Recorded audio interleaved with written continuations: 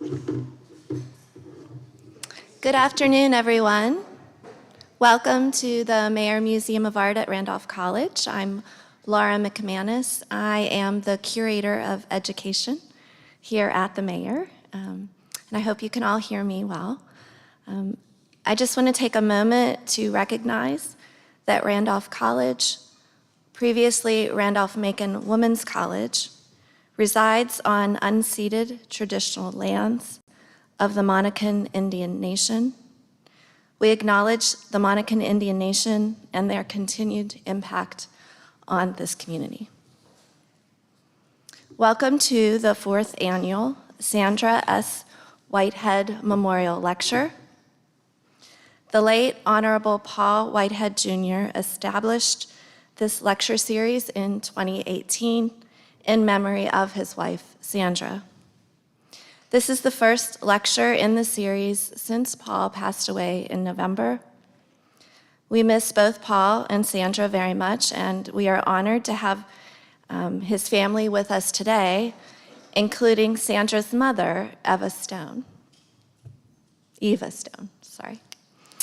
Emily Bryant is a senior here at Randolph College. She is a double major in art history and museum and heritage studies.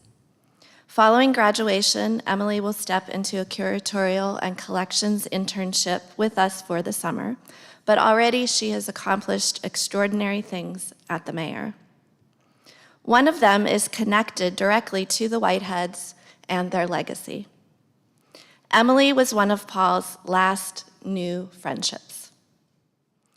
We had asked Emily to research 8 paintings the family had placed on loan with us.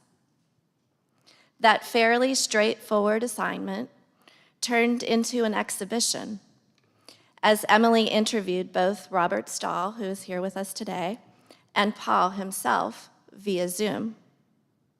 A transcript of their interview is available to read along with the accompanying materials with the exhibition that was created. We hope, and I hope, that you take a moment to enjoy the exhibition, which is out front in the museum. There's an interactive digital component that Emily created as well. So with all of that, we asked Emily if she would introduce Dr. Stahl because of her deep commitment to the exhibition, which she entitled Beyond the Sound, in memory of Sandra Stone Whitehead. And that is the exhibition that features a painting by James Fitzgerald, which of course is the topic for this afternoon's talk. So if you could please join me in welcoming Emily to the podium.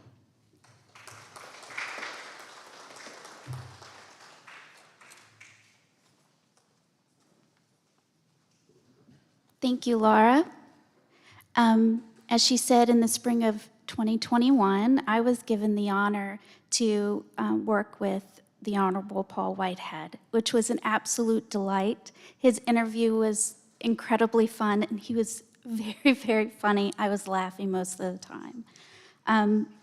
I took Beyond the Sound as the title from Robert's book. It was in a collection of notes that James Fitzgerald wrote down, and it was from a poem. I thought it was very fitting. And while researching James Fitzgerald, I just happened to take a chance and call the Monhegan Museum of Art and History, and the amazing Robert Stahl called me back, and he is an amazing teacher and an amazing storyteller, and we spent a very long time on the phone, and it was enthralling. Robert Stahl not only taught me about the painter James Fitzgerald, but he taught me a valuable lesson about the museum community and their absolute generosity and kindness, and I'd like to thank him for that. Robert Stahl is a resident of Monhegan Island 6 months out of the year and has been involved with the work for James Fitzgerald for over 25 years. He was the co-director of the Monhegan Museum of Art and History until 2020 and served as director of the James Fitzgerald Legacy from 2004 to 2021. In 2006, Stahl organized the Conservation Assessment Program survey for the Monhegan Museum of Art and History, which served as a blueprint for the conservation of its collections and the historic preservation of its structures, including the Rockwell Kent and James Fitzgerald buildings. In 2009, he oversaw the restoration of the museum's 1850 lighthouse, for which the museum received the 2010 Maine Historic Preservation Honor Award.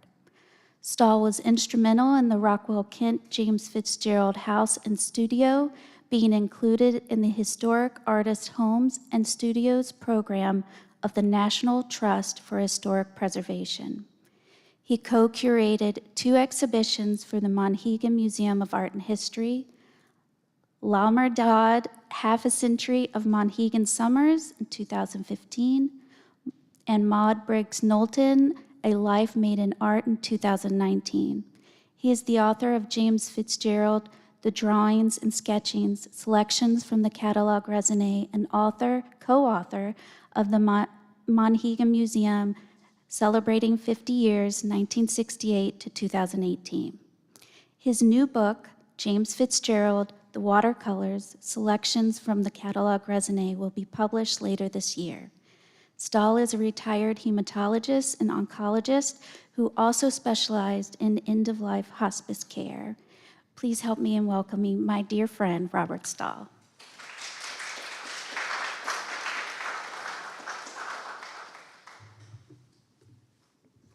Wow, thank you, Emily. What a wonderful and heartfelt introduction. Good afternoon, everyone. It's a wonderful honor to have been invited here to speak. Thank you so much for this opportunity to visit the Maier and Randolph College. The talk today, obviously, is about James Fitzgerald. And if I can figure out how to use this, here we go. What I'd like to do before we get into his life, here is James Fitzgerald in a self-portrait from 1932 and a photograph from 1962. But what I'd like to do first is to talk a little bit about Monhegan and the art colony. Show of hands, please. Has anyone in the audience actually been to Monhegan? Great. Wonderful. Once? Often? When the hermit was still alive on Banana. Well, you'll recognize his photograph. Whitehead cliffs and then D.T. Sheridan climbed on all those rocks many times. Wonderful, wonderful. Well, Monhegan is one of Maine's remote outer islands. It is less than 2 miles long and about 3/4 of a mile wide, with a harbor. Whoops, wrong pointer, sorry. Harbor on the west side of the island. Here's the wharf, and the village, which surrounds the wharf, and the meadow, which is the water source for the island. Most of the island, about 3/4 of the island, is preserved as land trust in one of the oldest land conservation trusts in the country.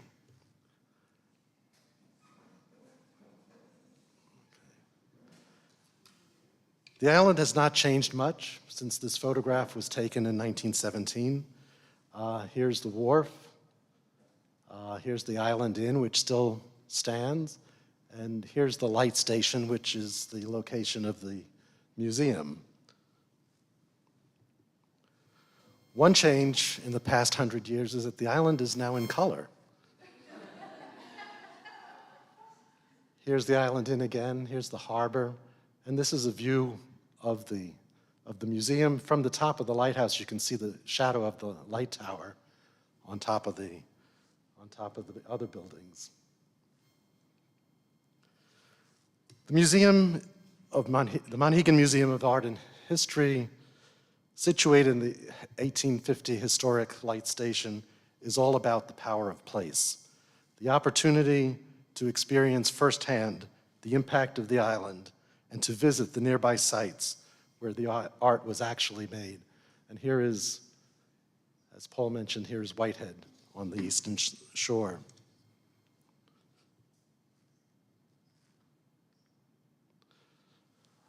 few slides very quickly of some of the artists who have found inspiration on the island. Aaron Draper Shattuck is thought to have been the first artist to paint on Monhegan, arriving in 1858 on a tour of Maine lighthouses. Samuel Triscutt, the first artist to live year-round on Monhegan, arrived in 1892, lived here for the rest of his life, died on the island in 1925. He was obviously a watercolorist. Maud Briggs Knowlton, also a watercolorist, arrived on Monhegan later in the 1890s on her honeymoon and returned to the island every summer for almost 60 years. She was one of the first women artists to paint on Monhegan and the first woman artist to actually build a home on the island. And more importantly, she's remembered as the first woman to direct the Currier Museum of Art in Manchester, New Hampshire, when it opened in 1929. One of the first few women to be directors of major American museums. Edward Redfield, the Pennsylvania Impressionist, came early in the 20th century. He created works that captured the dazzling light of the island. Also remembered for having brought his friend Robert Henry, the leader of the Ashcan School and one of the leading teachers of art in New York City in the early 20th century. Henry, again, brought people. Henry brought a fellow named Rockwell Kent, who painted this view from his house. Kent was notable for having built himself a home and studio, becoming a part of the year-round community. From 1905 to 1910, Kent not only painted, but lobstered. He dug wells, he blasted grave sites in the cemetery, and he ran a summer art school. And he was only in his mid-20s. His house and studio were subsequently bought by James Fitzgerald and are now part of the museum. Here's a later painting by Kent from the 1950s, also from his house. And in case anyone doesn't believe it, the sunsets actually do look like that on Monhegan frequently. So Henry not only brought Kent, who was one of his first students to come, he brought George Bellows, who came in 1911, 1913, and 1914. Here's Iron Coast by Bellows. And he brought Edward Hopper, who came for 4 summers from 1916 to 1919.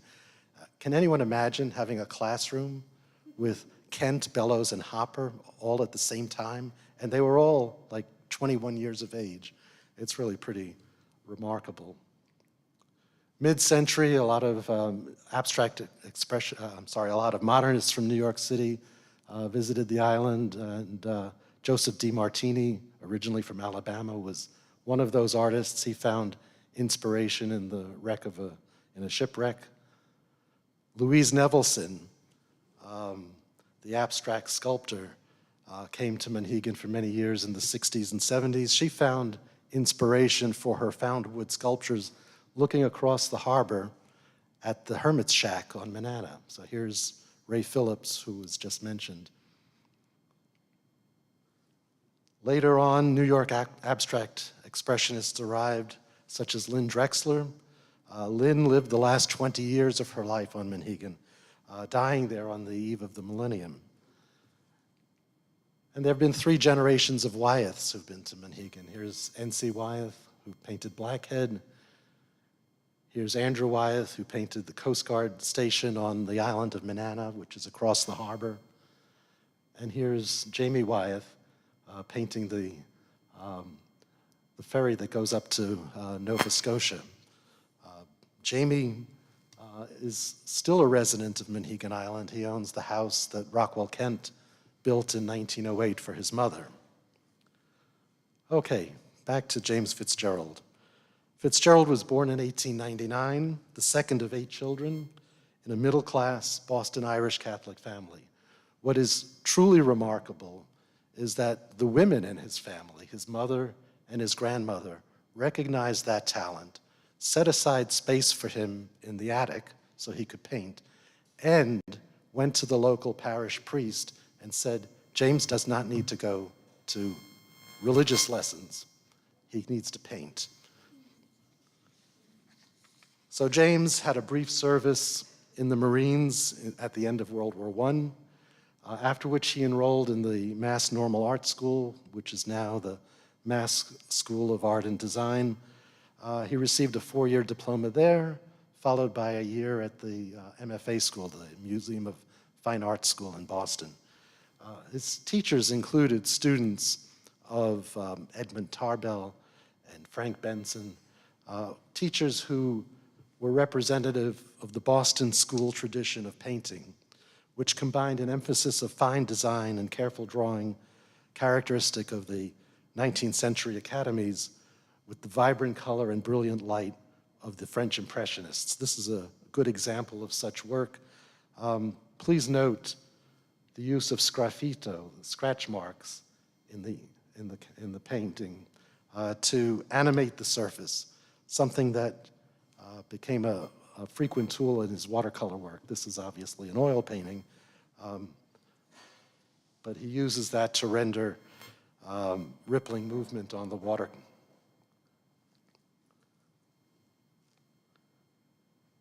And here's an example of that fine drawing. During those school years, he voyaged out of Gloucester on a schooner, the Elizabeth Howard, to the Grand Banks for halibut fishing. Here is a very good example of his drawing skills. He had signed on the voyage as an artist. However, one of the shipmates was injured in a storm, and soon Fitzgerald was jumping from the schooner into the dories to catch halibut. And here is the resulting watercolor he created from that. And you can note here, this is done in 1923. He's 24 years old. He's still in school. Mastery at an early age in utilizing thinly applied transparent washes to capture the force of the seas as it lifts the bow. Also created during his student days in Boston is this idyllic representation of yin and yang dualism, reflecting an early interest in Eastern philosophy. That would also become for him a lifelong passion. One swan is brightly lit, the other is in the shadow, the bright one in the pure yang of enlightenment, the one in the yin or shadow, balancing the composition, while the choice of complementary colors of orange browns and gray blues shows attention to color theory.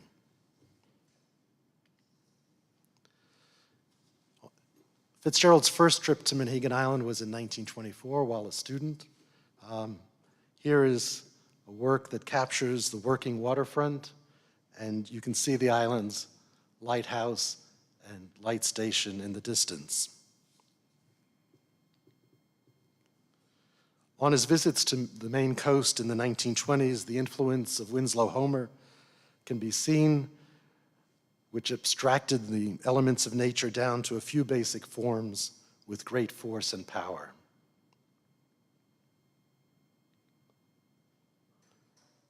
The two top oils are of the rugged Maine coastline. The one on the upper left suggests another Homer theme, another Homer motif, that of a man in heroic battle against the elements. The bottom two watercolors were created after Fitzgerald moved to the California coast in late 1928. These two display his skill with thinly applied veils of transparent washes to create the force and power of the surf. Fitzgerald left the East Coast in November 1928 as an able-bodied seaman out of New York City, arriving in San Francisco via the Panama Canal. I don't know what happened here. Should I go back and see if it works better? Try again? Oh well, we won't have that quote. It's a quotation of Fitzgerald's description of his trip from New York City to San Francisco, and how he had arrived in San Francisco aiming to go to Alaska, but the ships that normally went up to Alaska were stuck in the mud in Oakland, so he decided to head south and explore Robert Louis Stevenson's town of Monterey. So here is the Monterey Robert Louis Stevenson house. Something is the slides are compressed, or at least from where I'm standing, maybe. Fitzgerald likely stayed at the Robert Louis Stevenson house, an old adobe where a lot of artists stayed in Monterey in the early 20th century. Shortly after he arrived in Monterey, he soon found friendship with a bohemian group of artists, writers, and assorted young intellectuals who met at the Cannery Row laboratory of the marine biologist Edward Doc Ricketts and frequented by John Steinbeck. That's Fitzgerald on the left, John Steinbeck, the tall fellow in the middle, and that's Ed Ricketts on the right. Fitzgerald has been credited with having deepened both Steinbeck's and Ricketts' understanding of Eastern thought. Other members of the group at different times included the mythologist Joseph Campbell, John Cage, and the photographer Edward Weston. So it was quite a talented group. A lot of incredible talent. Fitzgerald also set down roots in Monterey, buying land in the hills overlooking the city. In 1930, for $10, he bought a tract of land. He built a home studio, and he married his wife Peggs the following year.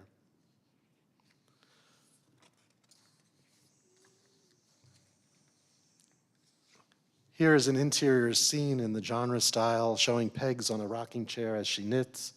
The artist's presence suggested by his easel on the left and a watercolor on the wall. Fitzgerald created a number of lyrical nudes of Peggs in which he typically posed her modestly and and she was shown looking away. Initially, his work in Monterey focused on seascapes.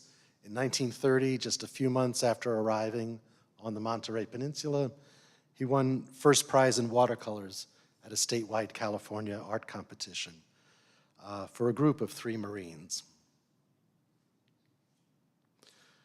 Soon his attention was caught by the region's landscapes. Watercolor was particularly suited to the temperate climate.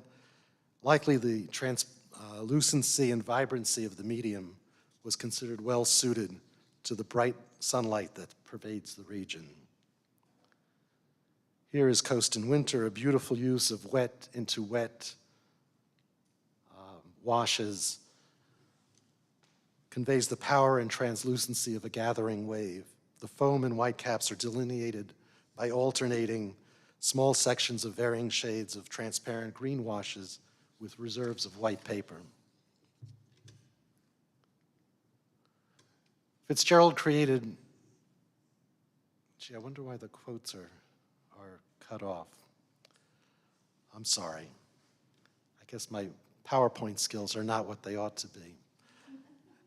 Anyway, Fitzgerald, at least you can see the artwork, that's the main thing. Fitzgerald created a number of works in this period that featured ominous skies, perhaps symbolic of the unsettled atmosphere that hovered over the fertile Carmel Valley, where Depression-era strife erupted between the migrant workers and vigilante groups, something that was written about by his friend John Steinbeck, who, in this quotation from The Grapes of Wrath, talks about the gray clouds marched in from over the ocean.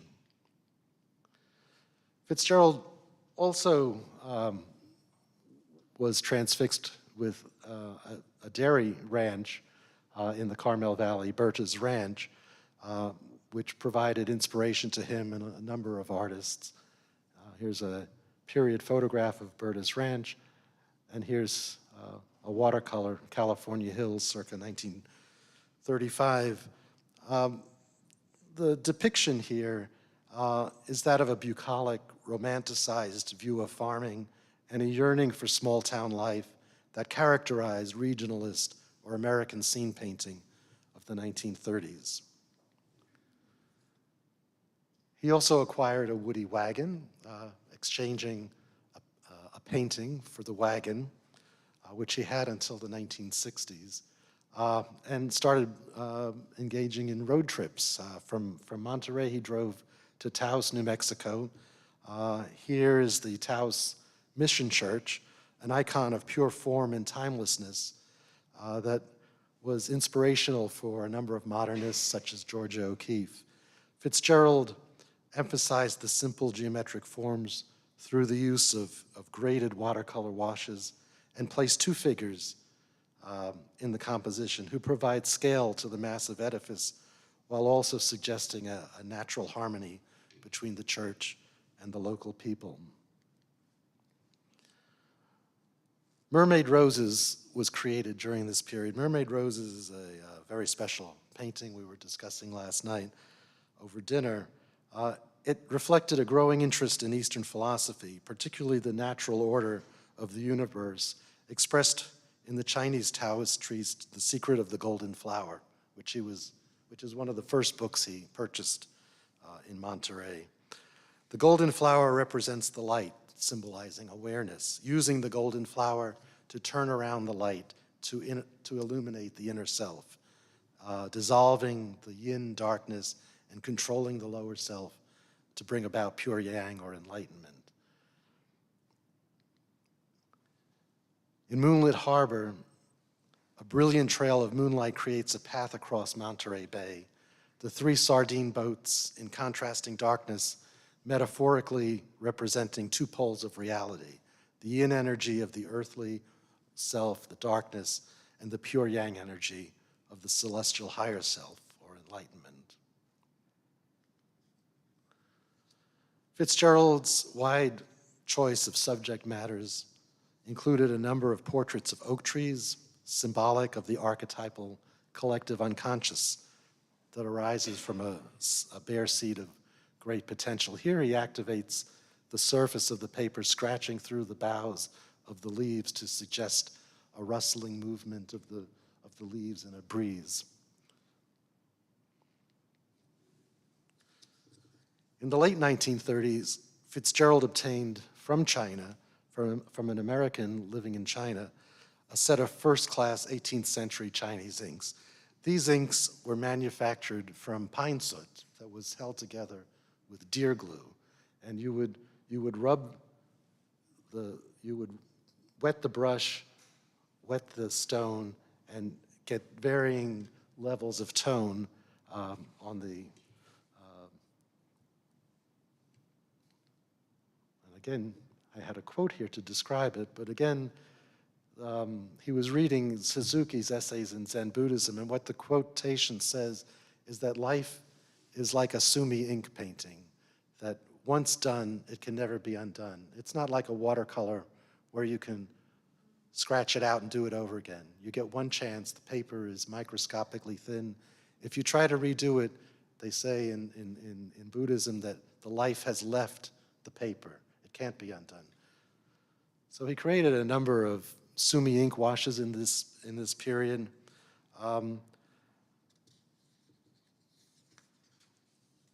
In which mist was considered a central feature of Eastern landscape paintings. There was a low-lying mist symbolizing a dreamlike state.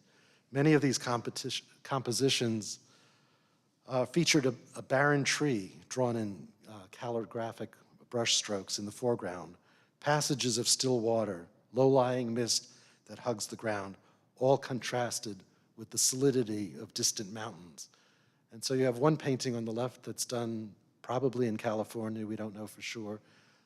The one on the top right is done in Vermont, and the one on the bottom right is Monhegan Harbor.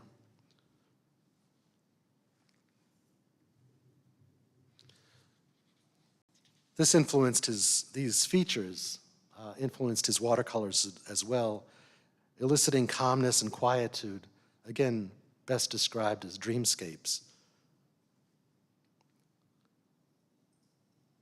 The last one was Monterey Bay. This is Tennessee. And here, this is again Carmel Valley. Capturing the essence became essential to his art and can be seen as in depiction of plow horses, another lifelong interest. Fitzgerald felt that all animals were inspirited. And again, if you could read the whole quotation, it is called transmitting the spirit. People think that men alone have spirit. All creatures are inspirited.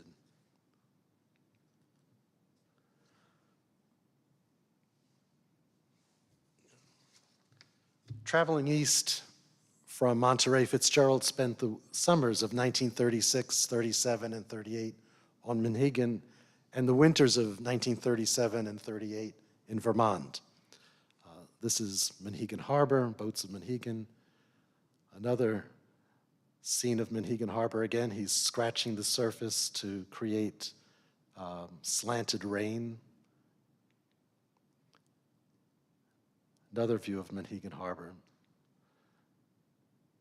And here is Vermont in winter with calligraphic brush strokes to denote the trees. During the winter spent in Vermont, the artist underwent a creative epiphany. Walking in the woods one evening at twilight, he came upon a pond, partially frozen, partly liquid. Obviously, one can't paint a watercolor in the freezing winter. You can't even take your gloves off. He had left his sketch pad in his room, so the next morning he created this pivotal watercolor, Snow, Ice, and Water, entirely from memory. From this point forward, Fitzgerald no longer painted plein air. He became a studio artist. The watercolor epitomized his fascination with Eastern philosophy as he strove to recreate a pictorial image that emanated from a deep reservoir of heightened memory. The work was not so much a depiction of a scene as a recreation of a mental event. The surface stillness of a body of water is seen partly frozen, partly liquid. The dynamic forces of nature balanced and suspended in time, what Fitzgerald referred to as the changeless in the ever-changing. Trout Stream Spring, also created in the studio from memory while in Vermont, reflects the ever-changing and rushing abandon of the moment. And again, illustrates his frequently used subtractive technique of scratching the surface to generate movement.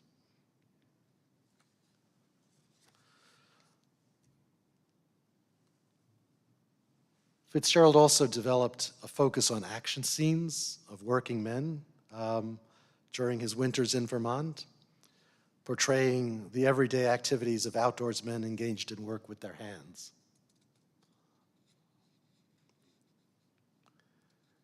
And this continued, this fascination with action scenes on his return to Monhegan with the lobstermen, rowing dories across the harbor. In gathering driftwood, 5 gulls in circular flight hover aloft as a woman searches for driftwood along the shoreline, while the work Driftwood presents an anonymous everyman accompanied by a lone gull, the pair pitted in tandem against the forces of the driving wind and rain. He also became fascinated with the myriad atmospheric conditions encountered on the island. Here is a southwesterly gale blowing through the harbor, and this quote actually came through. I don't even know what I did differently.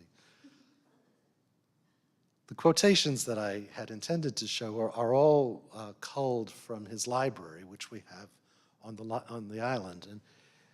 And at that time, people actually read books as opposed to Kindles, and he would underline passages that meant something, that resonated with him. This is one of those passages that talks about the breath of the universe and all the different sounds of the wind until a lull, silence reigns supreme. And again, from Chuang Tzu. Here's a nor'easter coming through the harbor in winter, tossing the boats on their mooring.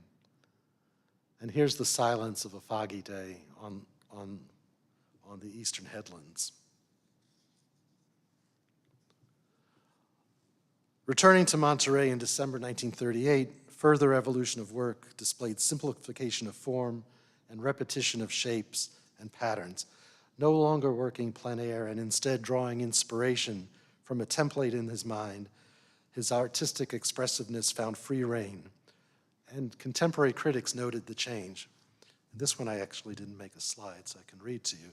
Creating more than a mild sensation among the artists and connoisseurs of the Monterey Peninsula is James Fitzgerald's show of watercolors at the Del Monte. It shows Fitzgerald in a new phase, and the cause of it all is food for much thought and conjecture. What has Fitzgerald been doing in the past year? This is what the reviewer wrote. Has he taken up some strange religion? Such questions pop unthinking from curious mouths. Whatever the answer is, we'll never know, for Fitz isn't the sort to tell. Ballet of the Wheat illustrates this increasing interest in shapes and repetition of forms.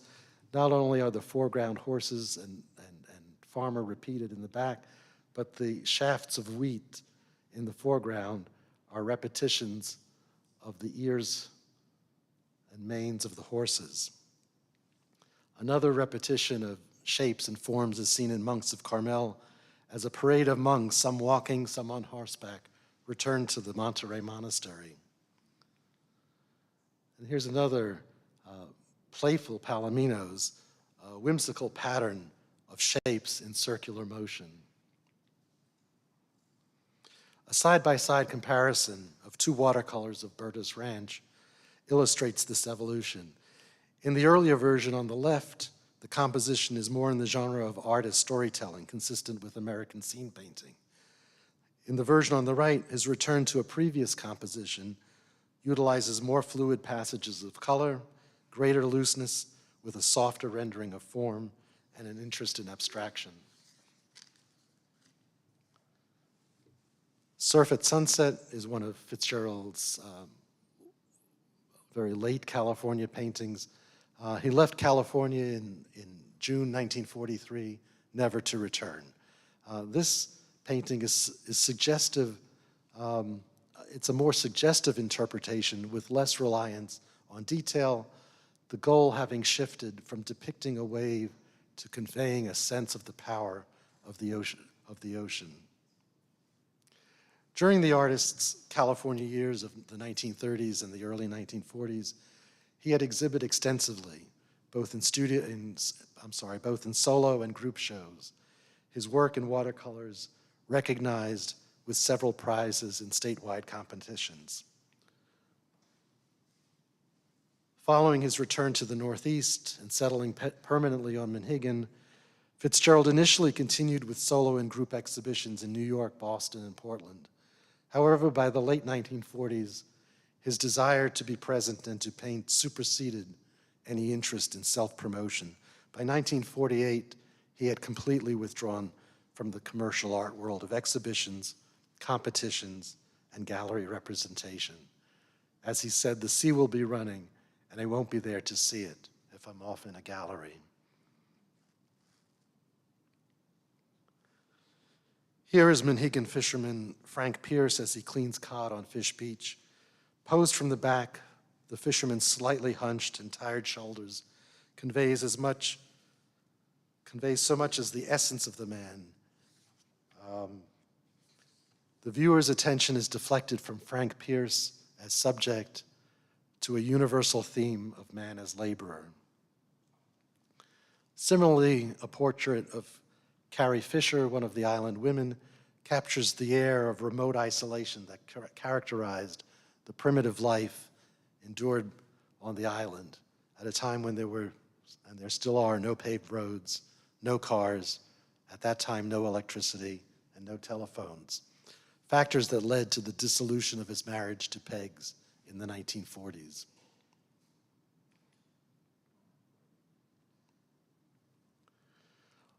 On Monhegan, he developed a reputation for standing for hours, silently observing. As one of the old-timers said, they say he's an artist, but I ain't never seen him paint nothing. His intense focus on observation allowed him to look deeply with heightened visual concentration, thereby creating a mental template of his subjects. His readings in Eastern philosophy taught him that if painting wave-bound rocks, the artist must feel them as resistant to the fierce movement of the ocean. If painting a storm, to realize the very gale of its strength. The goal was to assimilate the essence of a subject and to transfer that spiritual experience so that the viewer is affected by the same sensations. One major body of work created by Fitzgerald on Monhegan sought to capture the daily activities of the fishermen. Many of these works are documentary of a way of life that no longer exists along the Maine coast.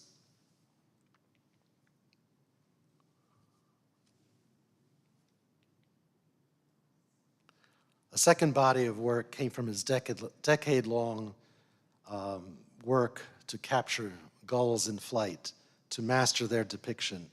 As he explored the possibilities of design and motion, he created compositions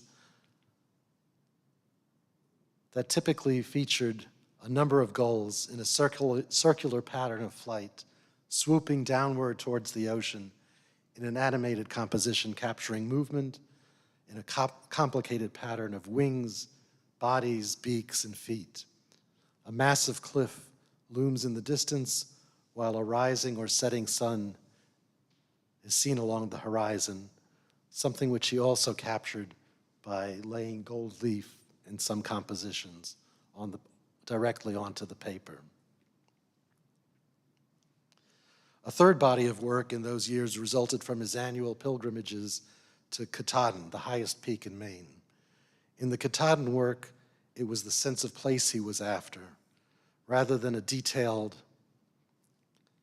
or realistic rendering of the site.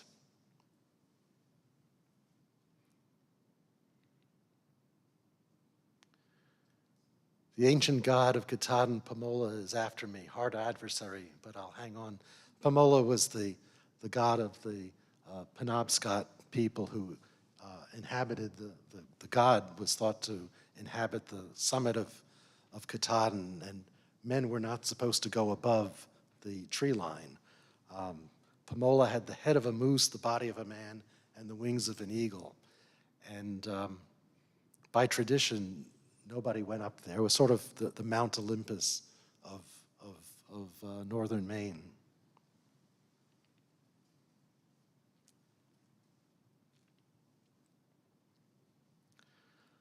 This is a quote that he underlined in one book from Martin Buber that talks about the wild tumult of the earth, the brilliant colors and wild abstraction. I'm sorry that my PowerPoint skills do not allow you to read it all. The work in the last decade of the 1960s is characterized by greater use of vibrant color along with greater abstraction. Here he returns to this theme of gulls in circular flight, but he returns with a riot of color and a jumble of abstract shapes. The watercolor of Three Dories, which you can see here on exhibit, also displays a vivid, colorful palette. While a Monhegan sunset painting is reduced to 4 color fields, and a Katahdin sunset utilizes mixed media in bold coloration. Fitzgerald traveled to Ireland in the late 1960s, creating works characterized by, this is the mid-Atlantic on the Queen Elizabeth, characterized by bold coloration, greater abstraction, and the use, again, of mixed media, especially gouache.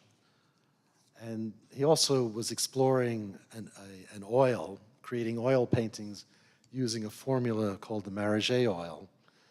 Here he's showing the cows of Kerry as they go down the Dingle Peninsula, down to the Duncan Pier, to go out to the islands off the coast of Ireland to graze in the summer.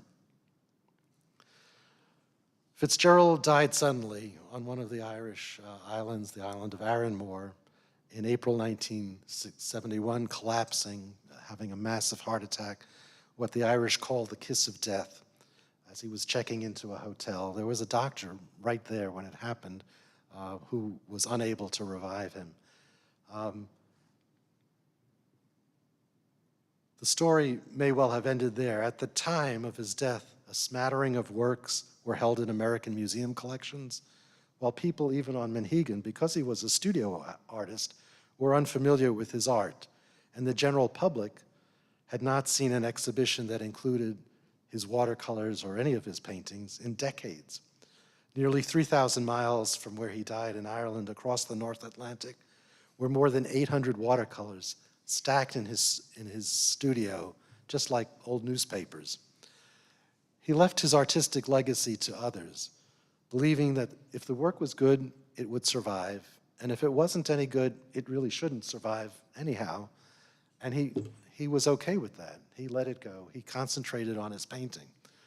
Fortunately, in 1958, he had met the Huberts, and because of that, the story did not end there. He had befriended them.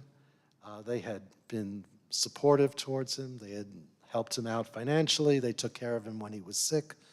And he recognized that dedication and named them as his heirs. Upon his death, they received the 2 Kent buildings on Monhegan that he owned. He owned the house that Kent built in 1906 and the studio with the large north window that Kent built in 1910, and about 1,400 works, predominantly on paper.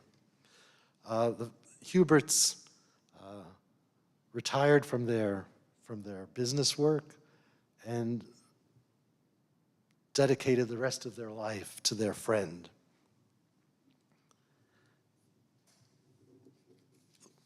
Among other things, they placed the house and studio on the National Register of Historic Places. They completed a handwritten inventory of the work. And I'm old enough to remember photograph albums. I don't know but they literally took these old-fashioned photo albums that many of us grew up with, that had the glassine covers, and they would take a photograph of a painting and slip it on one side, and then they'd write an index card and slip that on the other side, and they'd write title, date if it was known, whether it had been exhibited somewhere, whether it was placed in a museum, like the middle painting was at the Museum of Fine Arts, and so on. They also began a series of exhibitions and placed work in more than 20 museum collections from Maine to Alaska. And in a final act of dedication, they gifted the estate to the Monhegan Museum upon the death of Anne Hubert at age 95 in 2004. In 2009, the Fitzgerald Legacy, which is what the museum designated the Fitzgerald estate as, I instituted the James Fitzgerald Catalogue Raisonné project, identifying several objectives. The first was obviously to capture this pre-computer age handwritten photo album database into a searchable digital format. So this is our digital format, FileMaker Pro, and we have the old Hubert number that they provided. We have a CR number, which is a Catalogue Raisonné number, and then information, the title, the date, a description of the work, notes about the work, and then things like the medium, the measurements, whether or not it's signed, whether or not it's been photographed, whether it's in need of conservation, and so on. And then there are these other tabs, history, publications, and so on. So on another work, Snow, Ice, and Water, here is the history, which provides the provenance that it was exhibited at Vaux's Gallery in 1944, gifted by the artist to Anne and Edgar Hubert, and then to the Fitzgerald Legacy, and the long exhibition history that we've been able to document. We also wanted to capture and digitize information regarding additional works that were sold by the artist during his lifetime, and to initiate a program of high-resolution professional photography of all known extant work. So to give you some numbers, to date, 2,400 Fitzgerald works have been authenticated for inclusion in the Catalogue Raisonné. Out of those, almost 2,100, 2,079 have been captured with high-resolution digital photography. Of those, just over 1,000 are completed watercolors. The remainder are preliminary studies. So we preserve the database in three formats. The Catalogue Raisonné in FileMaker Pro is the detailed in-house database. It's the repository, the official repository of the complete Catalogue Raisonné. But that's not publicly available. So we developed a website, jamesfitzgerald.org. You're all welcome to visit it. And you can search the Catalogue Raisonné. We've placed so far about 1,000 works onto the website. And so here I've searched by tiger. He liked painting tigers. That's another story. And then if you click on, say, Tiger in the Night, you can get a detailed write-up which includes CR number, dates, medium, dimensions, and so on. And finally, so this is publicly accessible. The other goal was to develop scholarly print publications that emanated from the Catalogue Raisonné. In 2017, publication on the drawings and sketches linked those preliminary studies with completed works, recognizing that many of these completed works are in multiple locations. Some are on Monhegan, where people can only visit mainly in July and August. Some are in museums, anywhere from Maine to Alaska. Some are in private collections. So by bringing these together, one can see the progression from drawing and sketches to final work. And as Emily mentioned, the watercolors, the book on the watercolors just went to the printers about 2 weeks ago and should be available in 2 weeks. I'm sorry, in about a month. I guess I'm anxious to see it. So with that, I'll wind up my prepared remarks. If anyone has a question or comment, I would love to try to answer. Yes, sir. I might have missed this, and as we got farther into the slides, I started coming back to questions. Who did he study with, and where did he study? I understood he painted in an attic, but I sort of missed the gap between there to when he Right. became a professional artist. So the question from the gentleman is where did he learn beyond when he was a child painting in the attic that his mother had created space for him. He studied art in high school. We don't know a lot about that. Then he spent 4 years at the Mass Normal Art School, what is now Mass School of Art and Design, had a 4-year diploma there, and then studied at MFA, the Boston Museum of Fine Arts, for 1 year, studying drawing and fine design and with students of Tarbell and Benson. And yes. Follow-up question. The influence of the Japanese or the Chinese calligraphy in his work, it just came out of books. Well, it's a good question. I mean, first of all, he was primarily a watercolorist, as you saw. And going through, we've gotten his transcripts and records from his school days. He only had, I think, 1/2 hour of prescribed watercolor study. So he was probably largely self-taught in watercolor.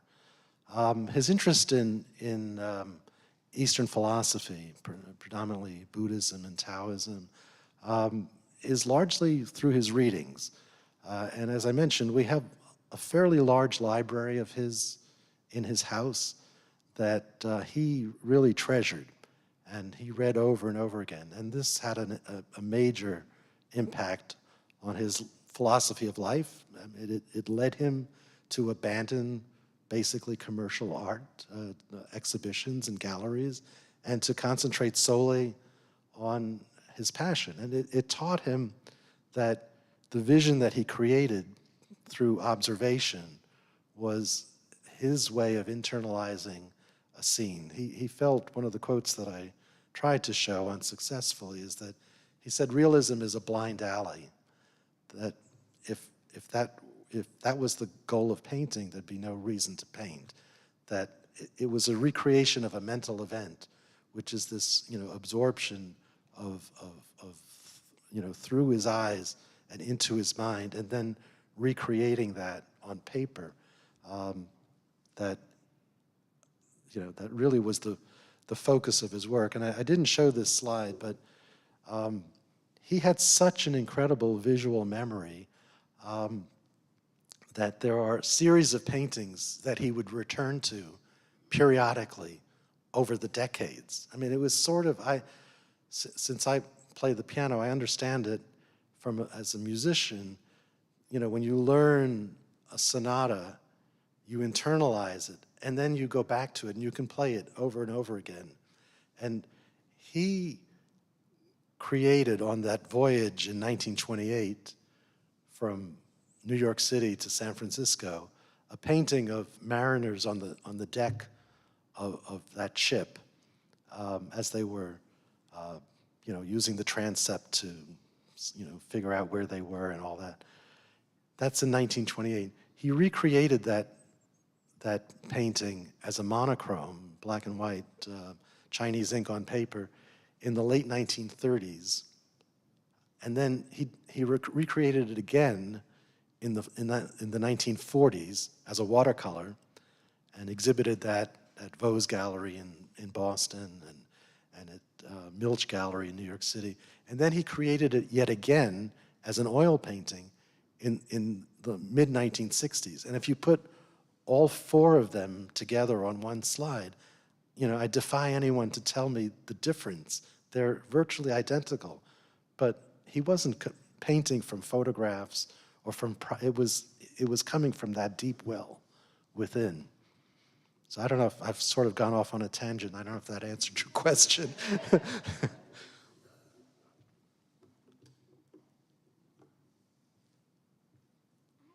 Yes, Emily. I was so excited to find a sketch very similar to the painting that we have on exhibit. And then I saw just the enormous amount of sketches that you have. How many sketches are there? And is there pretty much a sketch for almost every painting that he did? So the question from Emily has to do with the watercolor of the three Dories that's on exhibition here at the Maier, on loan from the Whitehead family. Are there sketches for everything? There are, and how many sketches are there? There are 20, so first of all, the answer is no, there are not sketches for everything. When he left California in 1943, he loaded up that woody wagon that he had with hundreds of pounds of watercolor paper. He painted on Whatman paper, which is heavy, the sort of heavy paper that is favored by most watercolorists, Andrew Wyeth and others. So he loaded up his wagon with Whatman paper, with completed works, with whatever it was he was taking, his books, but no sketches. So we have to think that there were sketches, sketch pads, sketchbooks that he used when he was in California.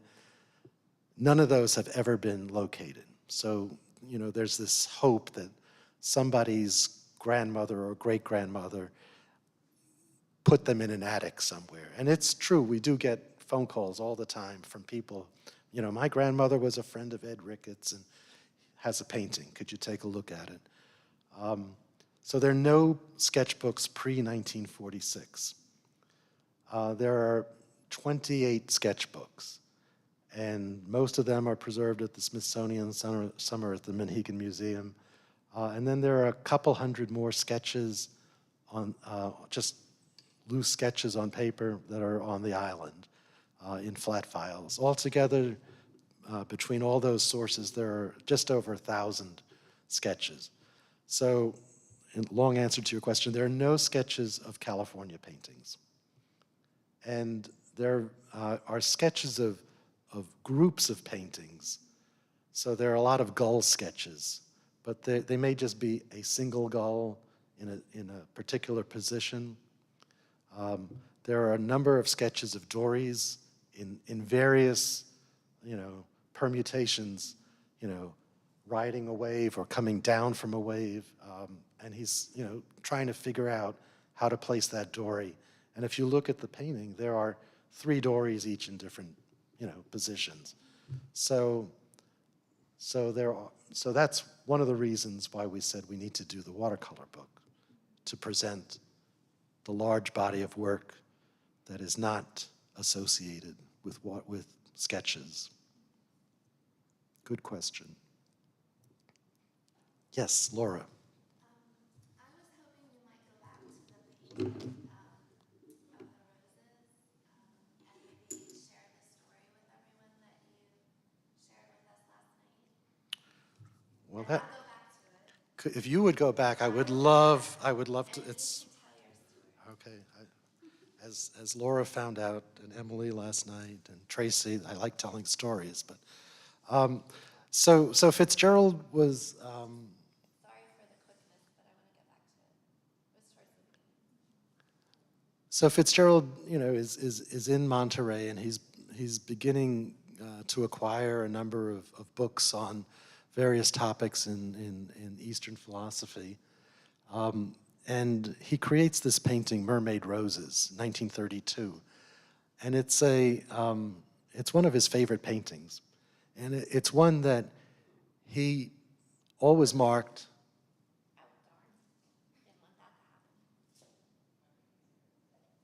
Should I keep on? Yeah. So it's one of his paintings that he marked NFS, not for sale. And so he carried this painting back from California. It was framed. It was not only framed, but he had inlaid gold leaf on the frame using 2 tones of gold to match highlights in the roses. I mean, that's how intense he was. And he just loved this painting. It was exhibited on the West Coast, exhibited on the East Coast. And so one day in July 1958, this lady whose photograph you saw, Ann Hubert, she was taking a layman's class in art appreciation at the MFA. And she and a friend said, well, let's go to Monhegan Island and we'll do some painting. Everyone likes to paint on Monhegan. And they were told they should go visit this guy, James Fitzgerald. So Fitzgerald had a way of doing studio hours. There we go. He really didn't do studio hours. If he liked you, he would let you into his studio. If he didn't like you, he wouldn't let you in. If you asked to match a painting, say, to the color of your sofa, that was the end. So he puts this painting up on the easel, and Ann Hubert takes a look at it and begins to tear. And Fitzgerald, has developed these powers of observation. He's this artist who just observes. He's not standing there copying. He's trying to distill the essence of his subjects and to transmit that essence through his paintings. And so he observes that. And Anne and her friend leave the studio and they go back to where they're staying. And they got to talking, and Anne said, do you think we could go back and see Mr. Fitzgerald tomorrow and see if he might be willing to sell that painting? And, they're not sure if they can do this, but anyway, they decide to go back. And Fitzgerald is there, and he looks at Anne and he says, I saw the reaction you had yesterday. I would like you to have that painting. So he sold her that painting. Now, he had carried that painting from 1932 to 1958, more than a quarter of a century, without ever letting it go on the market. And here he observes a person who has this incredible reaction, and he says, I would like you to have this painting. And he said, you know, a painting really doesn't come alive until it's on somebody's wall. And he let it go. Now, in that story, in that transaction, you know, this saved, you know, this chance encounter saved his legacy from obscurity. This woman and her husband became his patrons. They supported him, they took care of him, but it was really more a friendship than anything else. They listened to him, they remembered his stories, and when the time came, they were the ones who salvaged him from total obscurity. And I like to think that it was that he recognized that character in them when he first met her. Oh, you're welcome. Is that a variety of rose, or is that a mermaid? What is It is a variety of rose. Mermaid roses grow in California. They're a zone, I think 7 rows or something. They climb, and, you know, they're an off-white with that yellow center of the petal. And I've tried to grow one on Monhegan, but it. Yes, ma'am. So Anne acquired the painting in 1958. When Anne Hubert died, the estate went to the Monhegan Museum, and it is now part of the Monhegan Museum's Fitzgerald Legacy collection. So you have to come to Monhegan to see it. Well, thank you.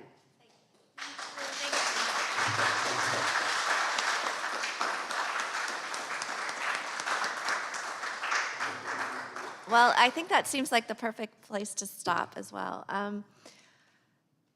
Thank you so much, Robert. When he mentioned that he went off on a tangent, I kind of chuckled because I think our entire conversation last night, the 4 of us, was just a series of tangents that were all just delightful. So if you corner him during the reception, I'm sure he will give you some more information. I do want to let you know that I'm sorry that the quotes were not showing up, but what I will do is make sure that I capture all of the quotes and include them in the description of this lecture, which has been simulcast, so hello to all of you out there. So you will be able to read the quotes in the captions below. And I hope you can, those of you that are here in person, I hope you can stay for a little while. We have a reception that we are about to uncover over here on my left. And then also, I want to let you know that in the gallery adjacent to this one, we have the student exhibition. We had 3 seniors graduating this year, and their thesis work is in the exhibition next door, and one of the 3 seniors is actually here this afternoon. And so if you'd like to know who she is, I will come and find me afterwards. I don't want to embarrass her in front of everyone. But we're very proud of all of our students. So thank you all for being here, and enjoy the rest of your afternoon, and thank you so much, Robert.